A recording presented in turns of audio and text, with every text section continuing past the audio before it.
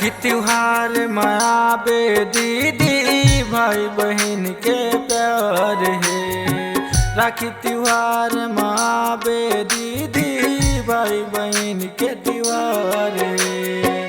जब लेता है हर घर से निकले, जब लेता है हर घर से निकले, का बताए नहीं आवसना, का बताए नहीं आवसना। विभा कहाँ हो? मैं यहाँ हूँ। मुझे नहीं दिखाई दे रहे हो। मैं छिपी हूँ, मुझे ढूंढो। राखी त्योहार मनाबे दीदी भाई बहन के प्यार है। राखी त्योहार मनाबे दीदी भाई बहन के त्योहार है।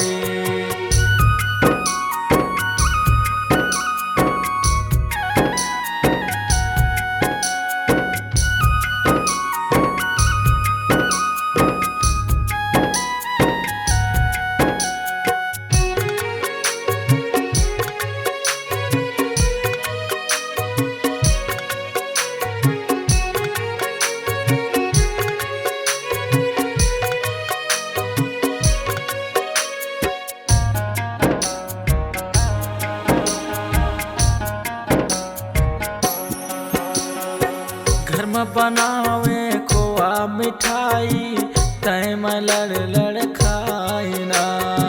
घर में बनावे खोआ मिठाई, तय में लड़ लड़ खाई ना।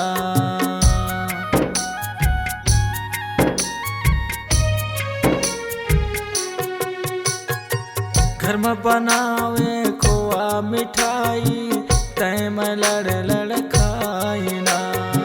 घर में बनावे खोआ मिठाई, तय में लड़ लड़ खाई ना। भाई बहन के हो जाए लड़ाई, भाई बहन के हो जाए लड़ाई, घर में शोर मचाई ना, घर में शोर मचाई ना। ध्रुव मैं आपके साथ में हूँ, मैं देख रही हूँ, पीछे देखो। राखी त्योहार मनाबे दीदी भाई बहन के प्यार है। राखी त्योहार मनाबे दीदी भाई बहन के त्योहार है।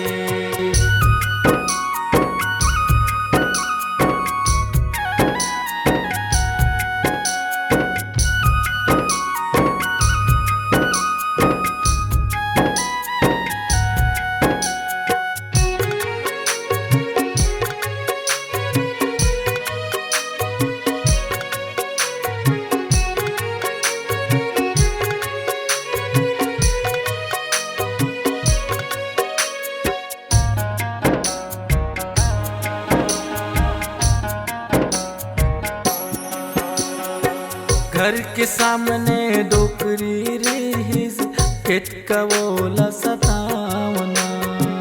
घर के सामने डोकरी रहीस, खेत का बोला सतावना।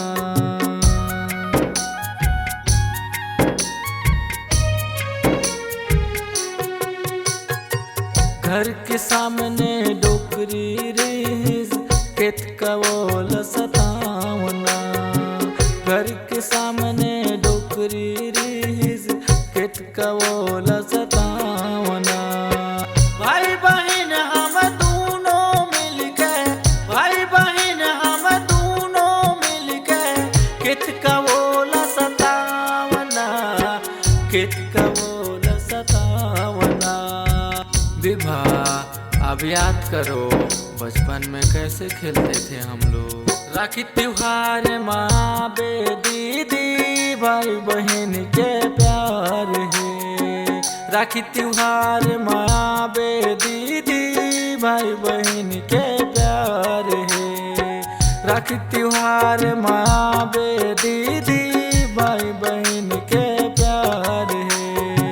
राखी त्योहार मनाबे दीदी तोरे बहुत याद आतना, तोरे बहुत याद आतना, तोरे बहुत याद आतना, तोरे बहुत याद आतना। आप हमेशा ऐसी करते हो।